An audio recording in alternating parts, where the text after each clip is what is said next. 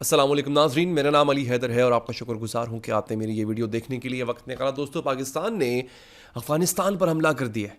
आप सुन के हैरान होंगे लेकिन ये हकीकत है। ख़बरें यही आ रही हैं और वो भी ऐसे वक्त में जब ईरान इसराइल पर 2 बार हमला कर चुका है। इसराइल पलट कर किसी वक्त ईरान पे वार कर सकता है। इसराइल ने लबनान पर हमला किया है, लबनान इसराइल को जवाब दे रहा है। इस सूरत हाल के अंदर पाकिस्तान ने जो अफ़गानिस्तान के साथ किया है, ये अचानक से क्या हो गया? मतलब ये अचानक से क्यों हुआ? इसके पीछे जो कहानी है मैं वो आपको बताऊंगा। दोस्तों, पाकिस्तान ने भी अब कहना शुरू कर दिया बस, एब्सोल्युटली नॉट, अब हमारी बस हो चुकी है। क्या पाकिस्तान भी हालत जंग में जाने जा रहा है? क्या अफगानिस्तान के साथ बड़ी लड़ाई होने जा रही है? इस पर मैं आपको तफसीलात बताऊंगा। दोस्तों, इसके साथ साथ नाजरीन, ईरान में नए बादशाह का ऐलान हो गया है। ईरान के नए बादशाह का ऐलान हो गया। ये आदमी कौन है? ये अचानक से बादशाह कैसे बन गया? ईरान में तो जमहूरियत है, ईरान में तो वहाँ पे जो वहाँ का जो मजहबी क़यादत है वो जमहूरियत के साथ मिलकर इक़्तिदार को संभाले हुए है गुज़िश्ता 30-40 सालों से। तो ये बादशाह कहाँ से आ गया? ये बड़ी हैरान कुन खबर है। ये खबर मैं आज की वीडियो में आपको देने जा रहा हूँ। इसके साथ साथ BBC के नामा निगार ने एक इंटरव्यू में बताया है, बाकायदा तौर पे, और तेल अवीव में खड़े होकर बताया है कि इसराइल के लोग, आम शहरी जो हैं, वो अब इसराइल से तंग हैं। वो इसराइल छोड़कर न सिर्फ जाना चाहते हैं बल्कि वो इसराइल को छोड़कर जा रहे हैं। इसराइल आहिस्ता आहिस्ता खाली होता जा रहा है। तो ये एक बहुत नाज़रीन बड़ी खबर है। इसके साथ साथ पाकिस्तान ने चीन से ऐसे तैयारे लेने की ख्वाहिश का इजहार किया। वो तैयारे पाकिस्तान को मिल भी जाएंगे और जब वो मिल जाएंगे तो खत्ते में ताकत का जो तवाज़ुन है वो बिल्कुल बिगड़ जाएगा। अच्छा, अब मैं आपको एक और बड़ी इंपॉर्टेंट चीज़ बताता हूँ नाज़रीन। 3000, और ये बहुत बड़ी तादाद है, 3000 सुन्नी उलमा ने ख़त लिखा है ईरान के सुप्रीम लीडर आयतुल्लाह ख़ामनेई को। उन अहले सुन्नत के बड़े जय्यद उलमा ने ख़त में क्या लिखा है, क्या कहा है, क्यों लिखा है, ये तफसीलात आपको बताऊंगा। अच्छा, इससे पहले आपको याद होगा रूस ने ऐलान किया था कि जितने भी रूसी शहरी इसराइल में मौजूद हैं वो रूस छोड़ दें। और मैंने कहा था कि इसका मतलब है कि इसराइल में बहुत जल्दी कुछ ना कुछ होने वाला है, और फिर हुआ। अब यूके ने अपने तमाम शहरियों को जो कि इसराइल में मुकीम है उनसे कहा है कि आप इसराइल छोड़ दें। इसका मतलब है इसराइल के अंदर एक और बड़ी चीज़ होने जा रही है। इसके साथ साथ मेरे पास कुछ ऐसी वीडियोस हैं जो कि ईरान के नेशनल मीडिया ने जारी की हैं, जिसके मुताबिक ईरान के अंदर ईरान में जो मौजूद ज़ेरे ज़मीन सुरंगें हैं, जो टनल्स हैं, वहाँ पर ऐसे इतना बड़ा मिसाइलों का एक ढेर है जो कि किसी भी वक्त इसराइल पर बरसाया जा सकता है। और अगर आप मेरी पिछली वीडियो याद रखी हो आपने, और अगर आपने चैनल को सब्सक्राइब किया हो नाजरीन, तो मैंने पिछली वीडियो में आपको बताया था कि जो माइक पॉम्पियो हैं, जो कि साबिक वज़ीर ख़ारजा हैं अमेरिका के, उन्होंने कहा था कि ईरान के पास 500,000, तकरीबन 5 लाख बैलिस्टिक मिसाइल्स मौजूद हैं जो कि इसराइल को एक दफ़ा नहीं, 2 दफ़ा नहीं, 2500 दफ़ा तबाह कर सकते हैं। दोस्तों, ये कहाँ पर मौजूद हैं, उसकी वीडियो जारी की है, उसका एक झलक दिखाई है हमें ईरान ने, उस पर हम बात करेंगे, तफसीलात आपको बताऊंगा नाज़रीन। ईरानी सदर की और रूसी सदर की मुलाकात हुई है, ये भी एक बड़ी खबर है। अच्छा, सबसे पहले हम आगाज़ करते हैं कि किस तरह से पाकिस्तान ने अफ़गानिस्तान की बैंड बजाई है। पाकिस्तान अफ़गानिस्तान एक दूसरे के आमने सामने आ चुके हैं। क्या किसी बड़ी जंग की जानिब हम जा रहे हैं? तो नाज़रीन, ये खबरें आप मुझसे ले लीजिए। खबर क्या, इस वक्त जो है वो सोशल मीडिया पे खबर गर्दिश कर रही है और ये बहुत बड़ी खबर है नाज़रीन जो खबर गर्दिश कर रही है। अच्छा, इसके साथ साथ मेरे पास कुछ छोटी खबरें भी हैं। मैं वो भी, चूँकि मैंने अभी जैसे ही लैपटॉप खोला तो मेरे सामने वो खबरें आ गई, लेकिन ये ज़मीनी खबरें हैं, लेकिन इन खबरों का इम्पैक्ट बहुत नाज़रीन बड़ा होने जा रहा है। अब सबसे पहले तो आप ज़रा अफ़गानिस्तान के हवाले से जो मेरे पास खबर है वो आप खबर ले लीजिए। अच्छा, अब मुख्तलिफ जो इस वक्त सोशल मीडिया पर ट्विटर अकाउंट्स हैं नाजरीन, वो ये कह रहे हैं कि और बाकायदा तौर पे इसकी वीडियो भी मौजूद है कि पाकिस्तानी फ़ौज के सब्र का पैमाना लबरेज हो चुका हुआ है। और हुआ ये है कि high quality footage captures the Afghan Taliban being thoroughly humiliated by Pakistan border forces. Pakistan की जो बॉर्डर की फोर्सेस हैं, उन्होंने अफगानिस्तान की साइड पे चेक पोस्ट बनी हुई थी जहाँ से अक्सर पाकिस्तानी फौजियों के ऊपर, राहगीरों के ऊपर फायर खोले जाते थे, फायरिंग की जाती थी। पाकिस्तान की बॉर्डर फोर्स ने ऐसा किया है, बाकायदा इसकी हाई क्वालिटी फुटेज मौजूद है। इसका मतलब है कि ये फुटेज बाकायदा तौर पे बनाई गई है, ये ऐसे चलते फिरते मोबाइल फ़ोन से नहीं बनी हुई।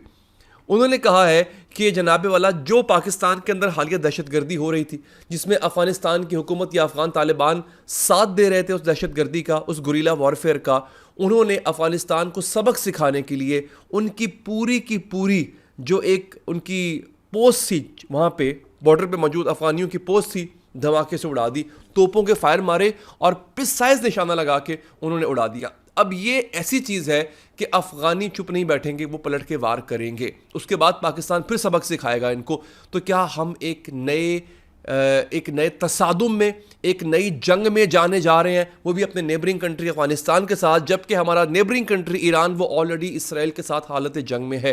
तो ये एक बहुत ही कंसर्निंग खबर है। फुटेज वीडियो मेरे पास मौजूद है, आप मेरे ट्विटर पे जाके देख सकेंगे। अच्छा, अब आ जाते हैं आगे अगली खबरों के ऊपर, जो कि इससे भी ज़्यादा इंटरेस्टिंग नाज़रीन होने जा रही हैं। ये बड़ा मज़े की चीज़ हुई है। मेरे पास एक वीडियो है।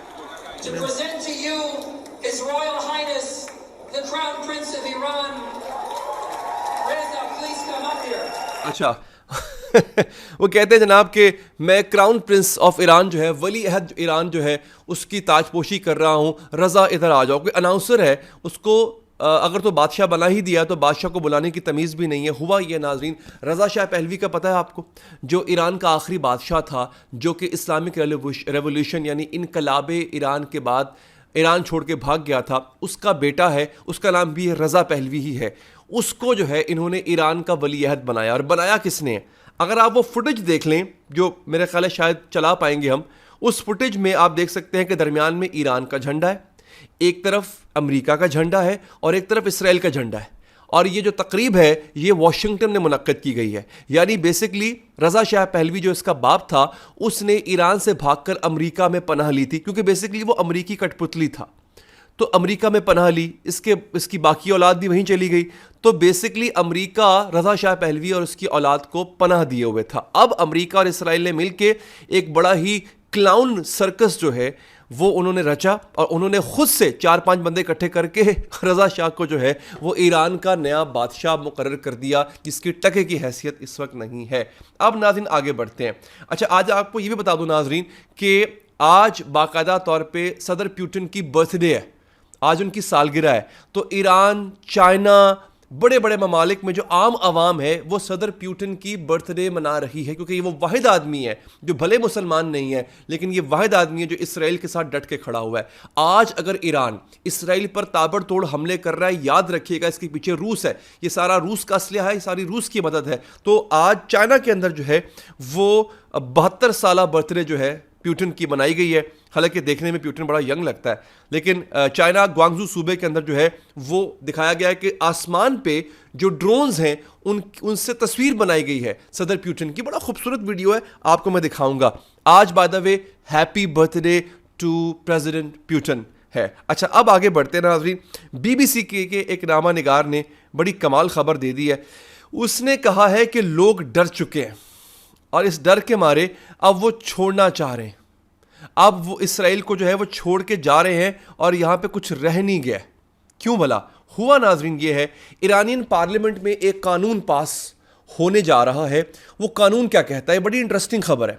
वो कानून ये कहता है, they are drafting a bill to create an official military alliance between all the parties of the resistance axis, which includes Iran, Syria, Yemen, Iraq, Hezbollah and Hamas। एक ऐसी फौज बनेगी जिसको ईरान बनने में फैसिलिटेट करेगा जितनी भी रेजिस्टेंस फोर्सेस हैं। एक तो होती है बाकायदा फौज, जैसे इराक की एक फौज है, लेकिन इराक के अंदर मज़ाहमती तहरीकें भी हैं, ठीक है, जैसे मुक्तदा सदर की तहरीक है। इसके साथ साथ हिजबुल्लाह एक तहरीक का नाम है, हमास एक तहरीक का नाम है, शाम में जो मुख्तलिफ तहरीकें हैं उन सबको मिला के एक फ़ौज बनाई जाए, ईरान उसको लीड करे और फिर वो सब मिलके इसराइल पर चढ़ाई करें।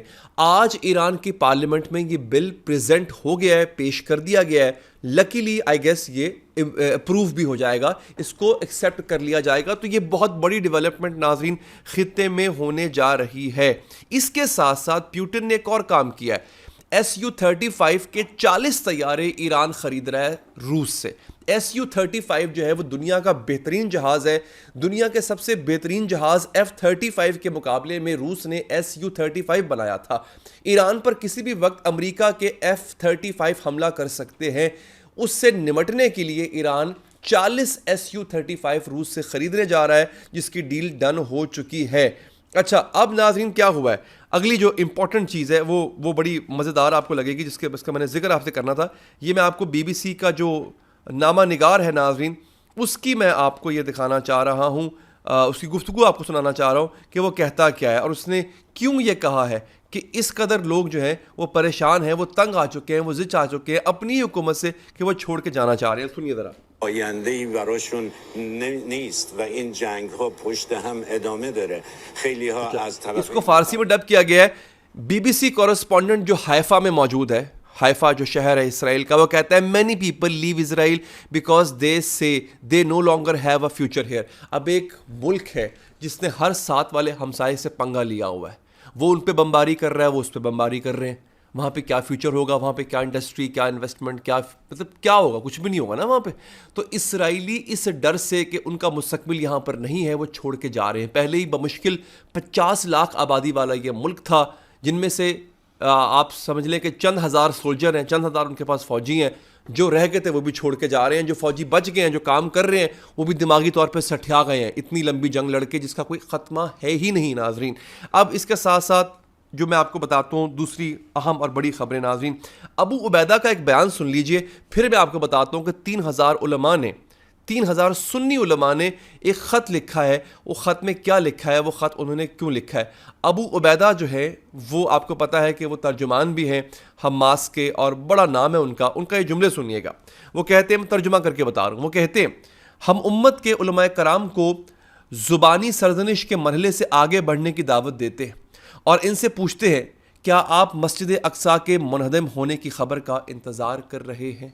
ये एक बड़ी खबर थी जो कि मैंने सुनी। अच्छा, अब ये सुन लीजिए, यमन ने ऐलान किया है कि वो अगला हमला जो इसराइल पर करने जा रहा है वो हाइपरसोनिक मिज़ाइल का होगा। ये वही मिज़ाइल है नाज़रीन जिनका इस्तेमाल ईरान ने अभी हालिया इसराइल पर हमले में किया था। अच्छा, अब नाज़रीन अब ज़रा आप सुन लीजिए कि हुआ क्या है। दोस्तों, आयतुल्लाह अली ख़ामनाई को 3000 सुन्नी उलमा ने ख़त लिखा है और कहा है कि आप जो इस तागूती ताकत के ख़िलाफ़ ईरान खड़ा हुआ है, इसमें हम बरादरान अहले सुन्नत जिनका ताल्लुक़ दुनिया के मुख्तलिफ़ ममालिक से है, हम आपके साथ हैं। आपने आपने तनहा महसूस नहीं करना, ख़ुद को तनहा महसूस नहीं करना है कि किसी भी तरह से ईरान इसमें अकेला है। हम एक हैं, हम बतौर मुसलमान आपके साथ हैं। ये एक ऐसा ख़त है नाजरीन कि जिसका ईरान में तो बहुत चर्चा है, पाकिस्तान में ऐसी चीज़ें नहीं बताई जाती, बहुत चर्चा है और इस बात को बहुत सराहा गया। ये ख़त क्यों आया याद रखिएगा। अगर आपने मेरा चैनल सब्सक्राइब किया और मैंने 3 दिन पहले वीडियो बनाई थी और कहा था कि ईरान के प्रेसिडेंट और सऊदी अरब के वज़ीर ख़ारजा की मुलाकात हुई है और सऊदी अरब के वज़ीर ख़ारजा ने क्या कमाल का जुमला कहा। उन्होंने कहा था कि हम अपनी दुश्मनी के चैप्टर को क्लोज़ करते हैं। उस मीटिंग में बैठ के आपको याद होगा, और उसके बाद फिर ईरान ने जो है वो कहा कि ठीक है आ जाओ, इसराइल को कहा आ जाओ लड़ो आके। अब सुन्नी उलमा का ये ख़त ईरान में आपको पता है शिया मेजॉरिटी है। इसका मतलब क्या है, इत्तेहाद, शिया सुन्नी एक हो चुके हैं।